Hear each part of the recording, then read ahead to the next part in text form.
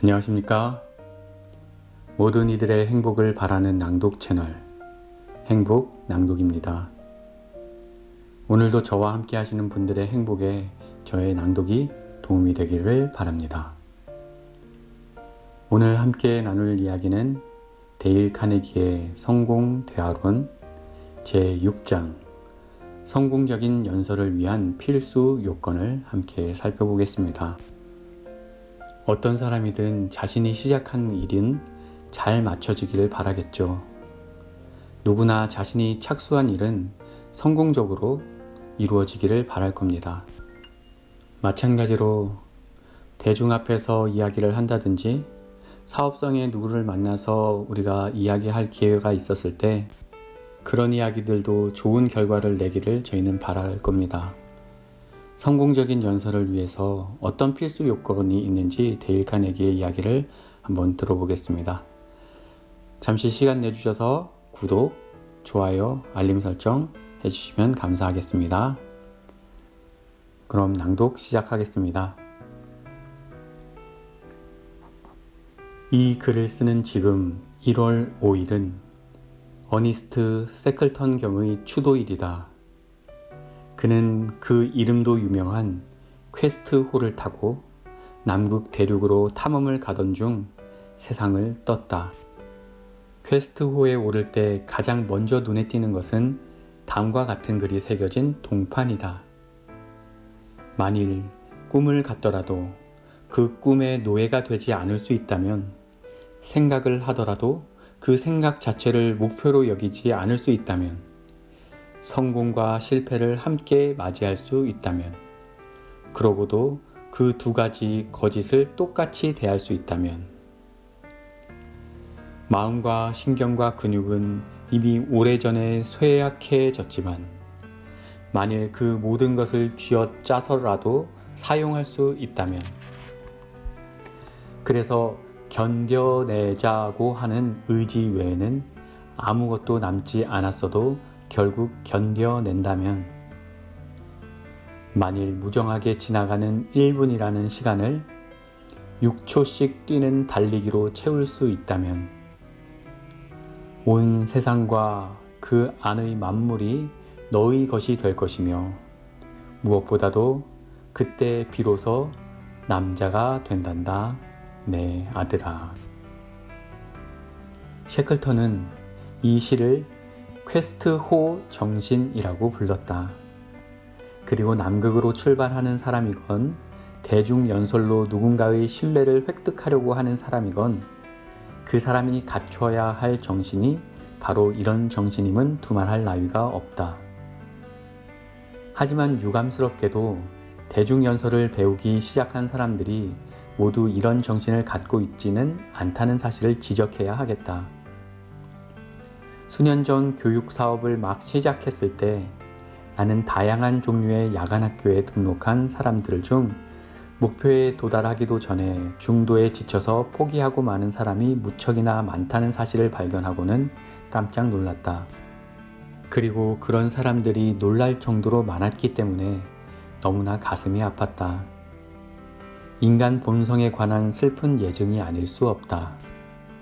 이번 장은 우리가 진행하는 6번째 교육 과정이므로 내 경험상 이 글을 읽고 있는 사람 가운데서도 6주라는 짧은 기간 동안에 대중공포를 극복하고 자신감을 획득하지 못했다는 이유로 벌써부터 실망하는 사람들이 있다는 사실을 나는 잘 알고 있다. 참으로 안타까운 일이다. 가엾구나 인내심 없는 사람들이여. 서서히 아물지 않은 상처가 어디 있더란 말이냐. 지속적인 노력이 필요하다. 불어, 골프 혹은 대중연설처럼 새로운 것을 배우기 시작할 때 실력은 일정한 속도로 좋아지지 않는다. 실력은 차근차근 늘지 않는다. 어느 순간 갑자기 실력이 눈에 띄게 좋아진다. 그러고는 한동안 정체기가 온다. 심지어는 퇴보가 일어나서 이전보다 실력이 더 나빠지기도 한다. 심리학자들에게 이런 정체기 혹은 퇴보기는 잘 알려진 사실이다. 이 시기들에는 학습 곡선의 고원이라는 이름이 붙어 있다. 대중연설을 배우려는 사람들도 이런 고원들 가운데 하나에 몇 주씩 발이 묶이는 경우가 종종 있다. 아무리 열심히 노력해도 거기를 벗어나지 못한다. 약한 사람들은 좌절감으로 포기하고 만다. 끈기 있는 사람들만이 버텨낸다. 그러던 어느 날 잘 버틴 사람들은 어떻게, 왜인지 모르지만 하룻밤 사이에 엄청나게 발전해 있는 자신을 발견하게 된다. 그들은 마치 비행기가 날아오르듯 고원을 벗어난다. 문득 정수를 깨달은 것이다. 갑자기 그들은 자연스럽고 힘차게 그리고 자신감 있게 연설을 하기 시작한다.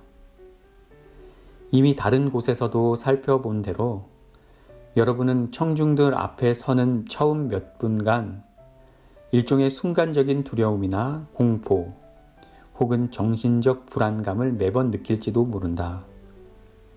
영국의 유명한 연설가 존 브라이트는 바쁜 일생을 마칠 때까지도 그런 느낌을 가졌다. 글래드스톤도 그랬고 윌버포스 주교도 그랬으며 그 밖에 많은 명연설가들도 그랬다. 심지어는 셀 수도 없이 대중 앞에 섰던 음악의 대가들 역시 그런 느낌을 경험했다. 파데레프스키는 피아노 앞에 앉기 직전이면 불안감을 감추지 못하고 옷깃을 만지작거렸다. 북방의 백합이라는 별명으로 유명한 소프라노 여가수 노르디카는 심장이 경주하듯 빠르게 뛰는 것을 느꼈다. 폴란드 출신 여가수 젬브리히가 그랬고 로미오와 줄리엣의 여주인공으로 이름을 날린 에마 임스가 그랬다. 하지만 이런 대중공포는 모두 8월의 햇살 아래 안개가 사라지듯 순식간에 사라졌다. 그들의 경험이 이제 여러분의 경험이 될 것이다. 교육과정을 잘 견디기만 한다면 여러분은 연설 초입에 느끼는 이런 종류의 공포를 제외한 다른 모든 것을 완전히 없앨 수 있을 것이다. 그리고 그 공포 또한 계시공포일 뿐 그 이상의 아무것도 아니다. 서너 마디 말을 꺼내고 나면 두려움은 깨끗이 사라지고 여러분은 그야말로 연설 자체를 즐기게 될 날이 올 것이다. 포기하지 말라. 언젠가 법률가가 되고자 하는 한 청년이 링컨에게 조언을 구하는 편지를 보냈다. 그러자 링컨은 다음과 같은 답장을 보냈다. 만일 법률가가 되고자 하는 자네의 결심이 확고하다면 이미 절반 이상 이루어진 것이나 다름없네. 성공하겠다는 자네의 결심이 다른 무엇보다도 중요하다는 사실을 항상 명심하게. 링컨은 이런 사실을 잘 알고 있었다. 그 자신이 그런 경험을 했기 때문이다. 전 생애를 통틀어 그가 받은 교육과정은 채 1년이 되지 않는다. 그렇다면 책은 읽기나 했을까? 언젠가 링컨은 집에서 반경 50마일 이내에 있는 모든 책을 빌려다 읽었노라고 털어놓은 적이 있다. 보통 그의 오두막에선 장작불이 밤새 꺼지지 않았는데 때로 링컨은 그 불빛 곁에서 책을 읽기도 했다. 장작 더미 사이에는 틈이 나 있기 마련이라 링컨은 그 틈에 책을 끼워 놓았다. 아침이 되고 책을 읽을 수 있을 만큼 환해지면 링컨은 누워 자던 나뭇잎 더미에서 몸을 일으켜 눈을 비비고는 다시 책을 읽었다. 그는 연설을 듣기 위해서라면 20마일이나 30마일 되는 거리도 마다하지 않고 걸어갔다. 그리고 집으로 돌아오는 길에 들판이건 숲이건 존슨의 가게에 모인 사람들 앞에서건 어디에서나 연설을 연습했다. 그는 또한 뉴세일럼과 스프링필드의 문학 및 토론 모임에도 참가해서 이 교육과정을 듣고 있는 여러분만큼이나 열심히 시사적인 주제에 관해 연설하는 훈련을 했다. 그는 항상 일종의 열등감에 시달렸다. 여성과 함께하는 자리에서 그는 수줍음을 탔고 말이 없었다. 나중에 아내가 된 메리 토드와 연애할 때에도 그는 대개 거실에 앉아서 얼굴을 붉힌 채 아무 말도 없이 그녀가 말하는 것을 듣고 있기만 했다. 하지만 훈련과 독학을 통해 웅변의 대가인 더글라스 상원 의원과 당당히 토론을 벌일 정도로 뛰어난 연설가가 된 사람이 바로 이 사람이다. 그리고 게티즈버그에서나 자신의 두 번째 취임 연설에서 인류 역사상 그 누구도 도달한 사람이 없을 정도로 높은 수준의 명연설을 한 사람이 바로 이 사람이다. 링컨이 안고 있던 엄청난 약점과 눈물겨운 노력을 생각한다면 그가 다음과 같은 글을 쓴 것이 조금도 놀랄 만한 일이 아니지 않겠는가? 만일 법률가가 되고자 하는 자네의 결심이 확고하다면 이미 절반 이상 이루어진 것이나 다름없네. 백악관 대통령 집무실에는 아주 멋진 링컨 초상화 한 점이 걸려 있다. 이와 관련해 시어도어 루즈벨트는 이렇게 적었다. 무언가 결정해야 할 일이 있을 때, 그리고 복잡해서 해결하기 어려운 일이나 권리나 이해관계가 상충하는 일이 있을 때, 나는 종종 초상화를 바라보며 링컨이라면 이런 상황에서 어떻게 했을지 생각해 보려고 노력합니다. 이상하게 들릴지 모르지만 솔직히 말해 그렇게 함으로써 내 문제를 해결하는 것이 쉬워졌습니다. 루즈벨트의 방법을 써보는 게 어떻겠는가? 만일 여러분이 의욕이 떨어져서 연설가가 되기 위한 싸움을 그만 포기하고 싶다는 생각이 든다면 지갑에 링컨 얼굴이 그려져 있는 $5 지폐 한 장을 꺼내서 링컨이라면 이런 상황에서 어떻게 할까 하고 자문해 보는 게 어떻겠는가? 여러분은 링컨이 어떻게 할지 이미 알고 있다. 상원 의원 선거에서 스티븐 A. 더글라스에게 패한 후 링컨은 지지자들에게 한 번 패했다고 포기하지 말자, 100번 패해도 포기하지 말자고 얘기했다. 보상은 확실하게 주어진다. 내가 만일 여러분으로 하여금 일주일 동안 아침마다 식탁에서 이 책을 꺼내 들고 유명한 심리학자 윌리엄 제임스 하버드대 교수가 한 다음과 같은 말을 통째로 외우게 할 수 있다면 정말 얼마나 좋을지 모르겠다. 어떤 식의 교육을 받건 젊은이는 자신이 받는 교육의 결과에 대해 걱정할 필요가 없다.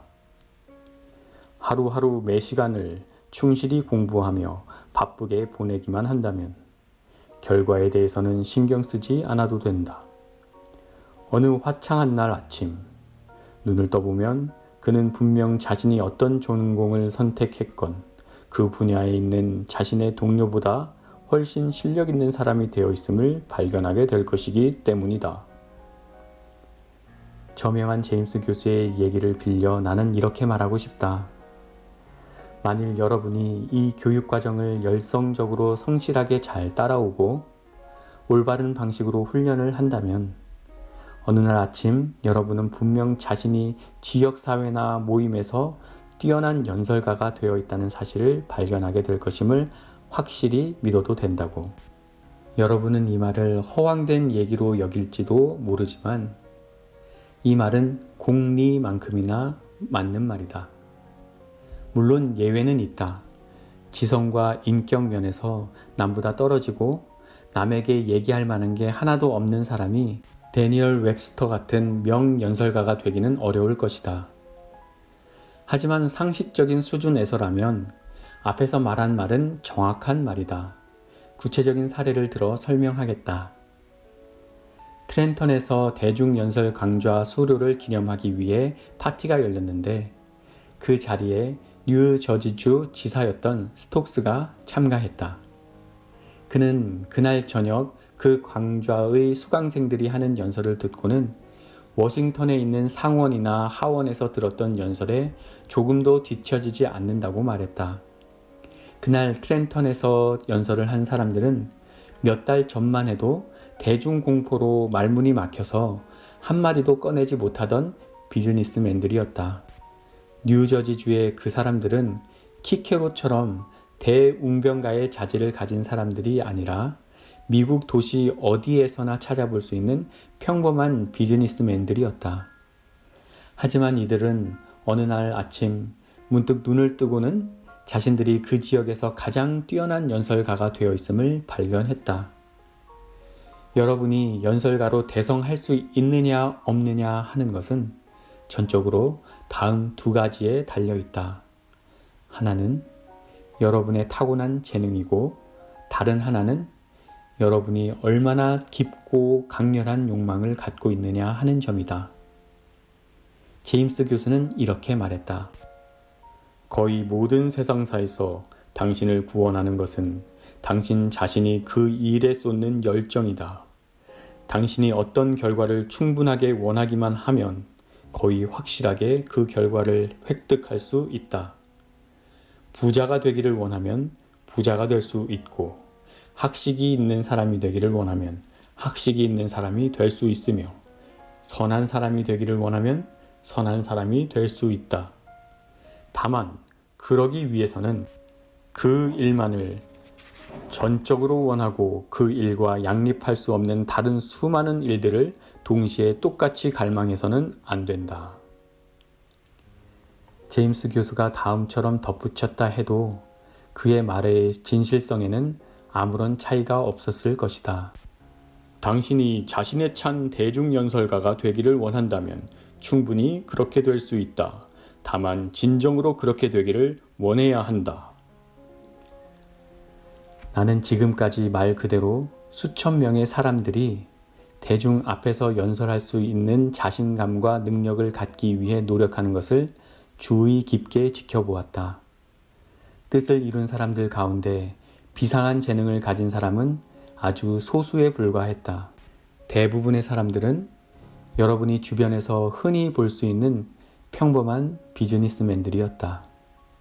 다만 그들은 끈기를 갖고 있었다. 똑똑한 부류의 사람들은 쉽게 실망하거나 혹은 돈벌이에 너무 몰두하는 관계로 그다지 큰 진전을 이루지 못하는 경우가 많았다. 하지만 평범한 사람들 가운데 끈기가 있고 목적의식이 뚜렷한 사람, 바로 이런 사람이 결국에는 가장 뛰어난 성취를 보였다. 이것은 인간적이면서도 자연스러운 사실일 뿐이다. 직장이나 사회생활에서도 언제나 이와 똑같은 일이 일어난다는 사실을 여러분도 알고 있지 않은가? 얼마 전 록펠러는 사업 성공의 첫 번째 핵심 요건은 인내라는 말을 했다. 지금의 교육 과정에서 성공하기 위한 첫 번째 핵심 요건 또한 바로 인내다. 포슈 장군은 인류 역사상 전례를 찾을 수 없을 정도로 최강의 군대를 상대로 승리를 이끌어냈다.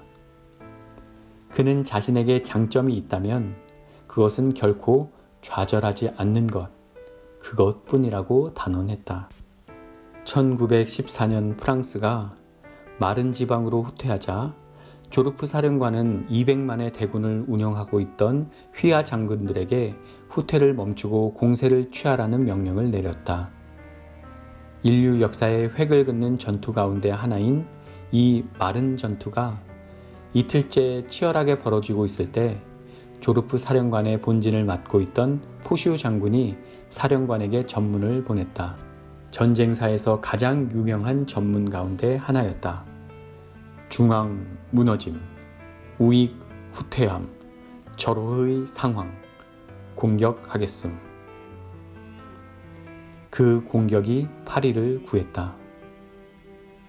그러니 독자 여러분, 전투가 최악의 상황이고 가장 절망적일 때, 중앙이 무너지고 우익이 후퇴할 때, 그때가 절호의 상황이다. 공격, 공격, 공격. 그럼으로써 여러분은 여러분 자신에게서 가장 훌륭한 부분, 즉 여러분의 용기와 신념을 구할 수 있을 것이다. 성공할 수 있다고 믿어라. 몇 해 전 여름, 나는 알프스 산맥 가운데 오스트리아 쪽에 자리 잡고 있는 와일드 카이저라는 봉우리 등반에 나선 적이 있다. 여행 안내서 베데커에는 오르는 길이 험하므로 전문 산악인이 아닌 경우 가이드가 필수라고 되어 있었다. 친구와 나, 이렇게 두 사람은 가이드도 없었고 전문 산악인도 아니었다. 그래서인지 또 다른 친구가 우리에게 오를 수 있을 것이라고 생각하느냐고 물어보았다.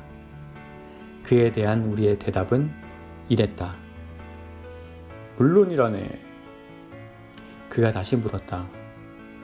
그렇게 생각하는 이유가 뭔가? 그에 대해 나는 이렇게 대답했다. 이미 가이드 없이 오른 사람들이 있으니까 오르는 일이 상식에서 벗어난 일은 아니라고 보이네. 그리고 나는 무슨 일을 하건 절대로 실패할 것이라고 생각하며 시작하지 않거든. 등반가로 보자면 나는 초보 중에서도 초보인 왕초보에 불과하다. 하지만 대중연설 훈련을 받건 에베레스트 등반에 도전하건 모든 일에 바로 이런 정신 자세가 필요하다. 이 교육 과정에서 성공한다는 생각을 하라. 더할 나위 없이 침착하게 대중 앞에서 연설을 하고 있는 여러분 자신의 모습을 그려보라. 여러분이 이렇게 하는 것은 어려운 일이 아니다. 여러분은 분명 성공한다. 믿음을 가져라. 그렇게 굳게 믿으면 여러분은 성공하기 위해 반드시 해야 할 일을 하게 된다. 듀폰 제독은 자신이 찰스턴 항구로 전투함을 진격시키지 않은 이유 5가지를 제시했다. 그가 말하는 동안 페러것 제독은 말없이 듣고만 있다가 이렇게 대꾸했다. 아직 얘기 안 한 이유가 한 가지 더 있군요. 듀폰 제독이 물었다. 그게 무엇입니까? 대답은 이랬다. 당신은 그 일을 해낼 수 있다고 믿지 않았던 거지요.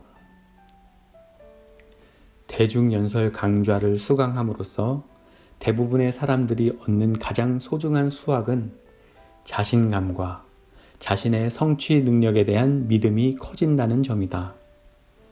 무슨 일을 하건 성공하기 위한 요건으로 이보다 더 중요한 것이 무엇이 있겠는가? 필승의 의지.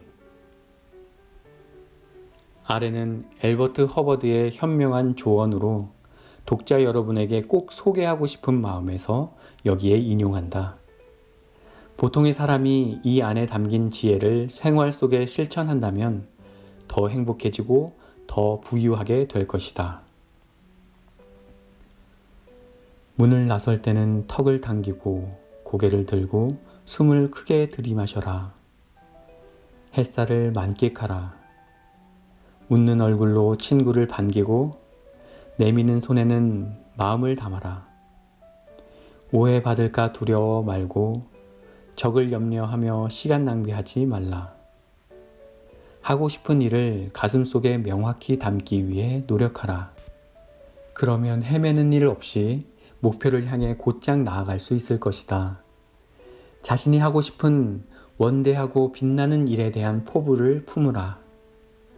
날이 갈수록 산호가 조류에서 영양분을 흡수하듯 자신도 모르게 꿈을 이루기 위하여 필요한 기회를 포착하고 있는 자신을 보게 될 것이다. 당신이 되고자 하는 유능하고 성실하며 쓸모 있는 사람의 이미지를 가슴속에 생생하게 그려보라. 당신이 품은 생각이 매 시간 당신을 그 모습으로 변화시킬 것이다. 생각이 모든 것이다. 바른 정신 자세를 견지하라. 용기, 솔직, 쾌활함이 그것이다. 바르게 생각한다는 것은 창조하는 것이다. 욕망이 있으므로 모든 것이 생기며 모든 진정한 기도는 응답을 받는다. 우리는 마음먹은 그대로 변한다. 턱을 당기고 고개를 들라. 인간은 고치 안에 들어있는 신이다. 나폴레옹, 웰링턴, 리, 그랜트, 포슈 같은 위대한 지휘관들은 성공을 결정하는 요인으로 다른 무엇보다도 군대의 필승 의지와 승리할 능력이 있다는 자신감이 가장 중요하다는 사실을 잘 알고 있었다. 포슈 장군은 이렇게 말한다. 싸움에 패배한 9만 명의 병사가 싸움에 승리한 9만 명의 병사보다 먼저 후퇴하는 것은 단 한 가지 이유 때문이다. 그것은 정신적인 저항 끝에 그들이 싸움에 지쳐서 이제는 더 이상 승리할 수 있다고 믿지 않는 것, 즉 사기가 꺾였기 때문이다. 이를 다르게 표현하자면 후퇴하는 9만 명의 병사들은 정말로 육체적으로 져서 후퇴하는 것이 아니다. 다만 정신적으로 졌기 때문에 용기와 자신감을 상실했기 때문에 패배한 것일 뿐이다. 그런 군대는 희망이 없다.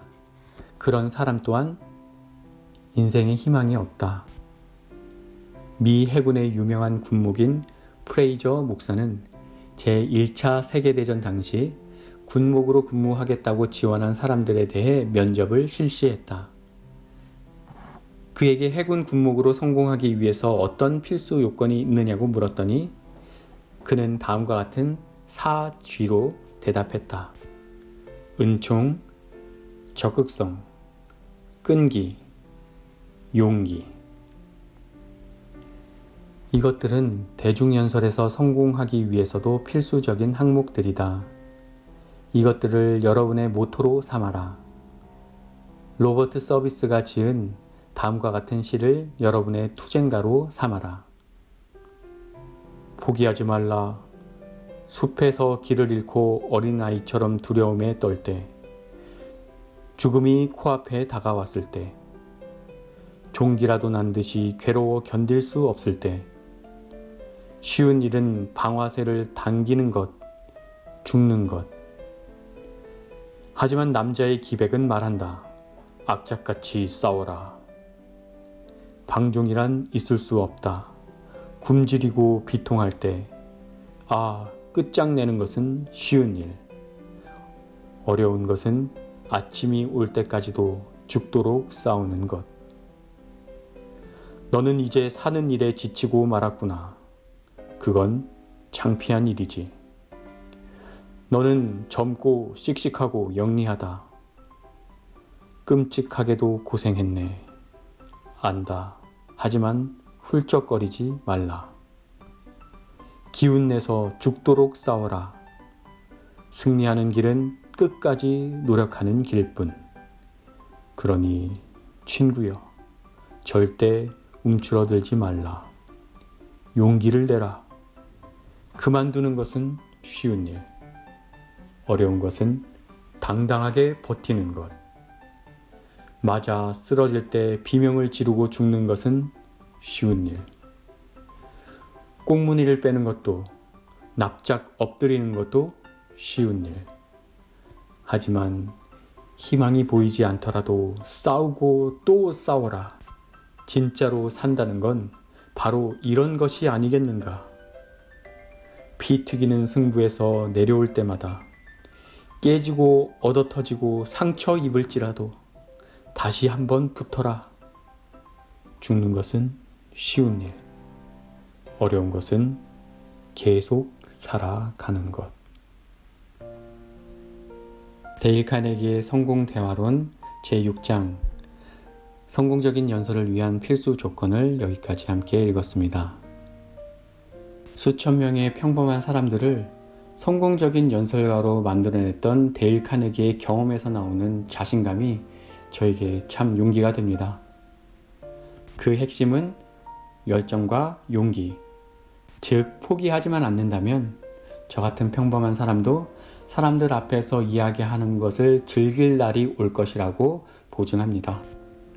이 시간까지 함께 해주신 여러분 감사합니다.